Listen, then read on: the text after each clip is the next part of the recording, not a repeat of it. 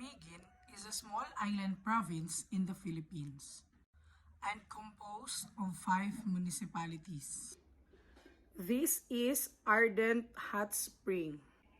The water of this spring comes from Mount Hibok-Hibok and have a temperature of about 40 degrees centigrade. It is best to swim here either early in the morning or in the late afternoon. Since the water is hot, bathing should not exceed. This right here is Katibawasan Falls.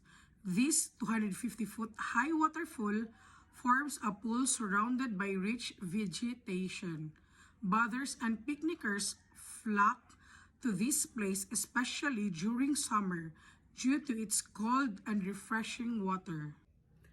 Lanzones Festival.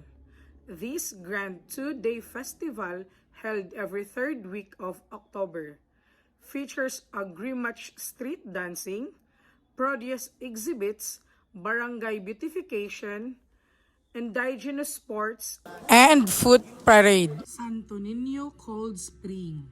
The cold water of this spring forms a pool that measures 25 by 40 meters and is 0.5 to 2 meters deep.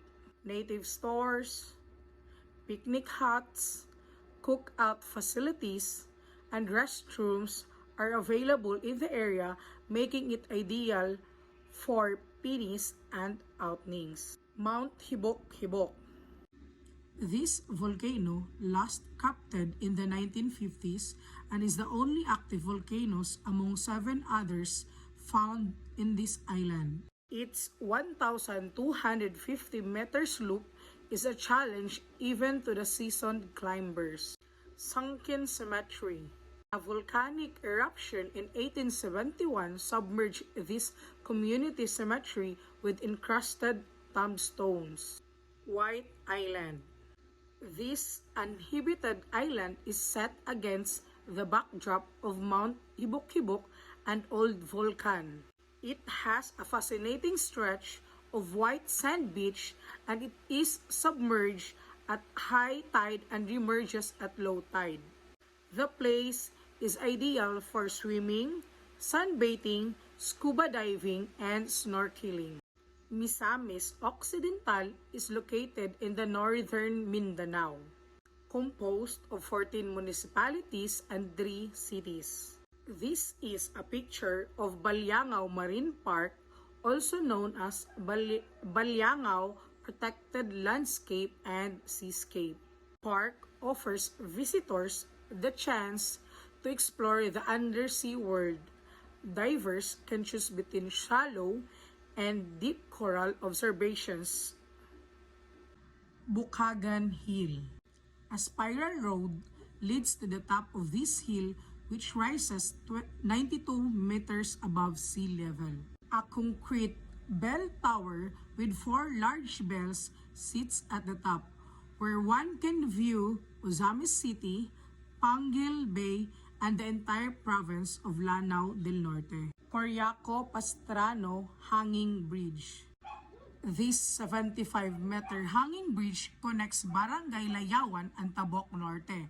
From it one can get good view overlooking the sea and the entire market area. Cota Beach, Ozamis City is a small black sand beach that serves as a local hub for relaxation and activities. El Truento Beach. The beach is lined with shades and cottages that provide shelters for picnickers. Santiago, Misamis Occidental. Only a few meters from the wharf stands this old Spanish port, which was built in 1707 to protect the region from pirates. The Cota has been declared a historical landmark, where a miraculous shrine has been the object of the pilgrimage from all parts of the province.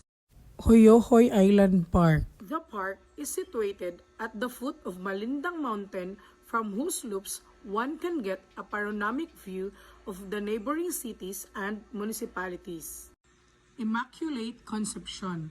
The church houses a pipe organ that is considered the largest in Mindanao and the second largest in the entire country. Lake Duminagat Jimenez. This unspoiled lake is home to a rich diversity of flora and fauna. Old Spanish Catholic Church. This church possesses all the typical characteristics of old Spanish churches.